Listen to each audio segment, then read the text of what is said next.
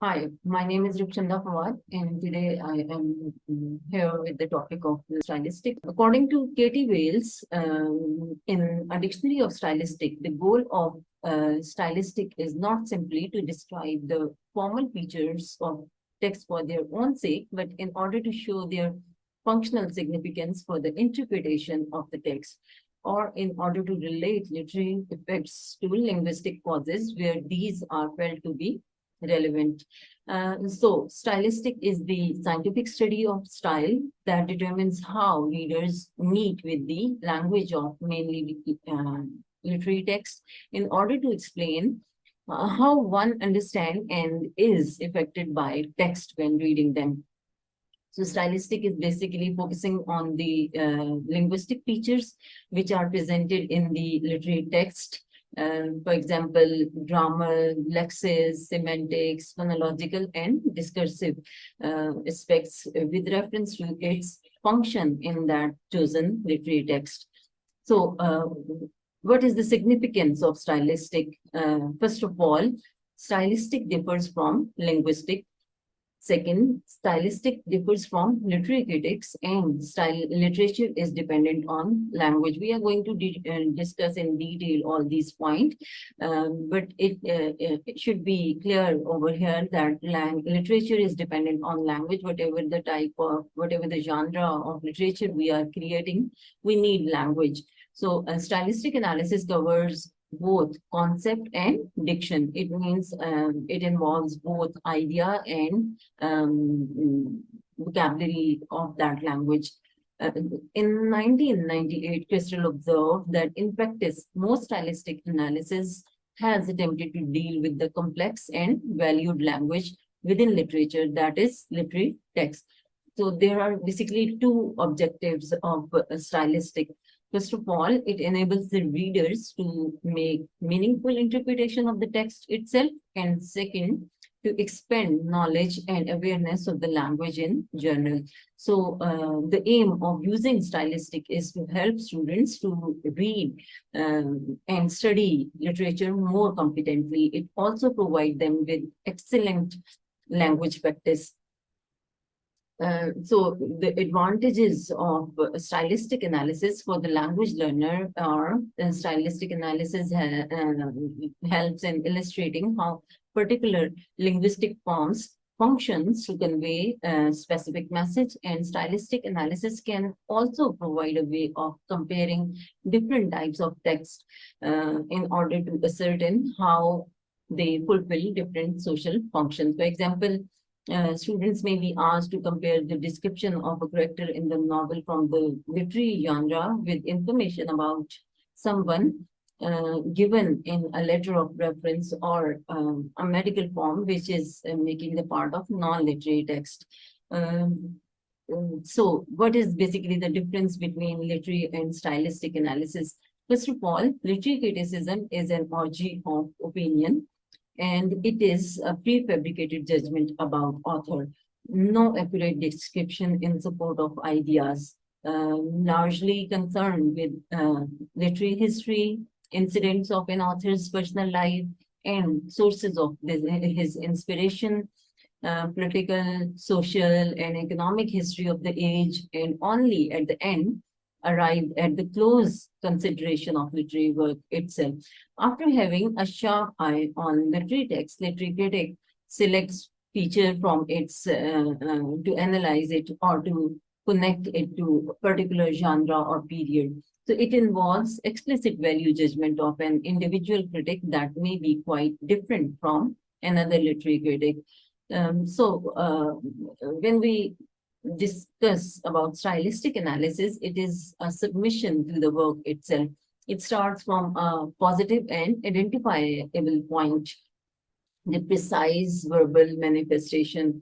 Ram Howe in 1969 comments that for a literary critic, the consideration of a writer's language frequently comes as a sort of icing on the cake after every aspect of his work has been dealt with. So the claim of stylistics rests essentially on the proposition that the farthest ranges of a writer's art, the depth of his emotional experience, and the height of his spiritual insight are expressed only through an examination of his verbal art. So stylistic is the study of style used in literary and verbal language, and the effect writer or speaker wishes to communicate to the reader or hearer. So a literary genre can be seen as a set of stylistic characteristic that is commonly recognized and agreed upon. For example, prose and poetry. We know that poetry involves rhymes while the prose does not. So the process of analysis will reveal the good qualities of the writing. I am presenting over here the example of the opening lines of Shakespeare's Richard III. Now is the winter of our discontent made glorious summer by the son of Job. So stylistic analysis might reveal the following points. Number one, the play is written in poetic blank verse. So that is obviously an unrhymed iambic pentameter. The third point can be the stresses fall as follows. Now is the winter of our distance. So you can notice over here that the stress falls on vowel sounds. The sixth point would be the first line is built on a metaphor. Now we are looking deep into these lines, and word by word we are trying to do the stylistic analysis. So the metaphor of season, the condition of England is described in terms of the season winter. So the term hour is a form of the royal we. You can better understand this example. And the seasonal metaphor is extended into the second line, where better conditions become summer. The previous conditions of the country, which were very tough and were compared with the season of winter, now becoming a bit of relax in summer. So the metaphor is extended even further by the term sun. So it is the sun which appears causing the summer. The heat or the rays of the sun is basically are the cause of the season summer, and other meaning of the sun is here also a pun on the term sun, which refers to the son of the king. So York is a metonymic reference to the Duke of York. So in a complete analysis, the significance of these stylistic details will be related to the events of the play itself and to Shakespeare's presentation of them. So I think, I hope that it is a comprehensive example of the stylistic analysis, and you can better understand the significance, objectives, and advantages of the stylistic analysis. Let's move further. So stylistic has objective orientation. It rescues from mere impressionism and subjectivity by being more objective in its orientation. It possesses a less intuitive and impersonal method of interpreting a text than a literary critic based on the language of the text, scientific discipline itself. So a stylistic critic shows dissatisfaction with what Halliday calls amateur psychology, armchair philosophy, or fictitious social history. Rather, he argues against the philosophical level of how text should be analyzed and for what purpose. So a text is an open entity. Anyone can approach it without having an eye on the prospect and level of analysis criteria lined up by critic or writer himself. His main concern is actual verbal textual. So the flying of imaginative word in is check and putting is always on the grassroots level. So literary texts are seen as resource. Number one, it helps, it offers a wide range of styles and register, and it opens to multiple interpretations and provide excellent opportunities for classroom discussion. It focuses on genuinely interesting and motivating topics to explore in the language. The second point is it provides detailed analysis of the language of the literary text and will help to make meaningful interpretations or inform evaluation of it. The third benefit of using the literary text as a resource is that coping with language intended for native speakers, it familiarizes with different linguistic uses, forms, and convention of the written word with irony, exposition, and argument. So stylistic involves the close study of the linguistic features of a text in order to arrive at an understanding of how the meanings of the text are transmitted. Widdowson in 1975 examines that in practical stylistics, the traditional form of the epitaph as found on headstone in a cemetery. For example, you can see over here, his memory is dear today, as in the hour he passed away. Ernest C. Draper, short for Anne, and died on 4/1/38. So Widdowson makes the point that such sentiments are usually not very interesting and suggest that they may even be dismissed as crude verbal carvings and crude verbal disturbance. Nevertheless, Widdowson recognizes them to be a real attempt to convey feelings of human loss and preserve affectionate recollection of a beloved friend or family member. However, what may be seen as poetic in this language is not so much in the formal phraseology, but in where appears. So the verse may be given undue reverence precisely because of the somber situation in which it is placed. We feel sad emotions and melancholic heart. So Widdowson suggests that unlikely words set in stone in a graveyard, poetry is unorthodox language that vibrates with intertextual elements.